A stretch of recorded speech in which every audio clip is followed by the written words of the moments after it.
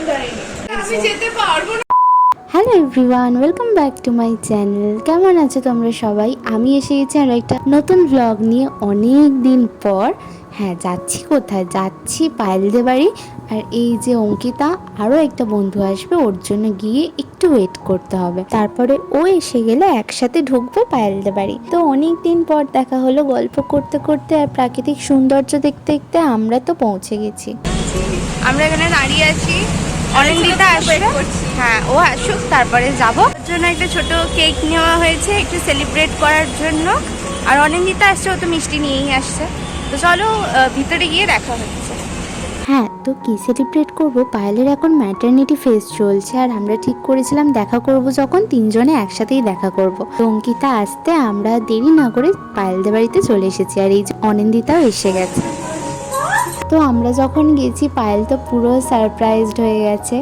আর ও তখন একটু পুজোও করছিল, দেন পুজো টুজো করে আমাদের খেতে দিয়েছিল লস্যি। আর এই গ্লাসটা দেখছো, একদম ব্যাকা ব্যাকা গ্লাস, মানে ওরকমই স্টাইল। তারপর ও একটু টিফিন করে নিল, আর আমরা টিফিন তো করেই গিয়েছি। আমার ফোনে দেখতে পাচ্ছেন সামনে থেকে একদম ক্লোজ।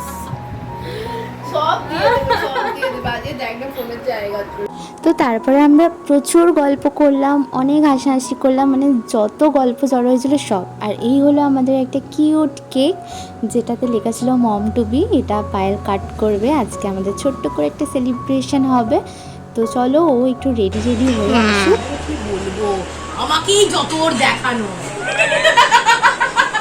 কি পায় না না, আমাকেও একটু দেখিয়ে দিলাম। আর এই যে ম্যাডাম রেডি হচ্ছে। আমরা আজকে পায়েলের সাথে দেখা করতে এসেছি। হ্যাঁ, আমি হচ্ছে মম টু বি বলে ওরা একটুখানি সেলিব্রেট করতে এসেছি। New mother. কেন তো বাবা আমার সামনে টিস্যু। হ্যাঁ, কেকটা কি সুন্দর গন্ধ বেরোচ্ছে। তারপরে ওকে কয়েকটা সিঙ্গেল ফটো তুলে দিলাম। ওকে এত মিষ্টি লাগছে কি বলবো। চলো কেক কাটিংটা করে নেওয়া যাক। হাততালি দিয়ে আমরা আসছি।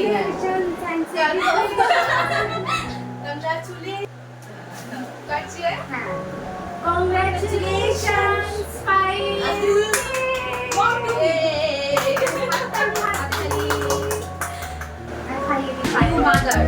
mother. যেই আসুক ছোট্ট ভালো থাক, ভালোভাবে আসুক। আবার আসবে।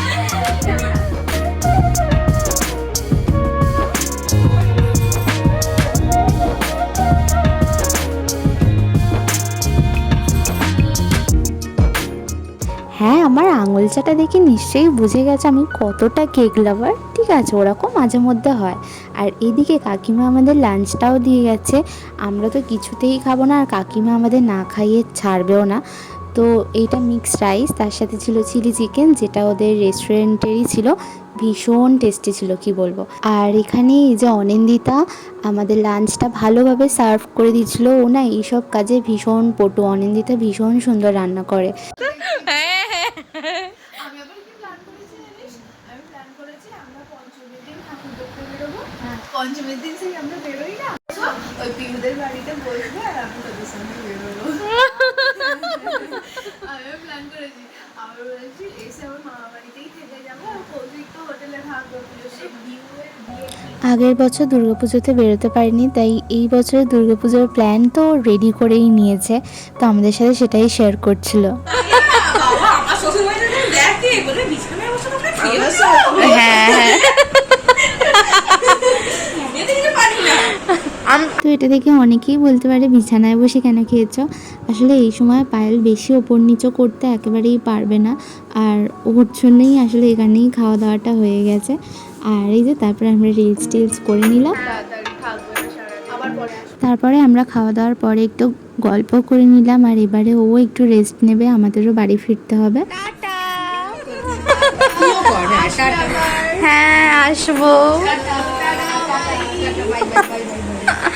টাটা, আবার দেখা চাই।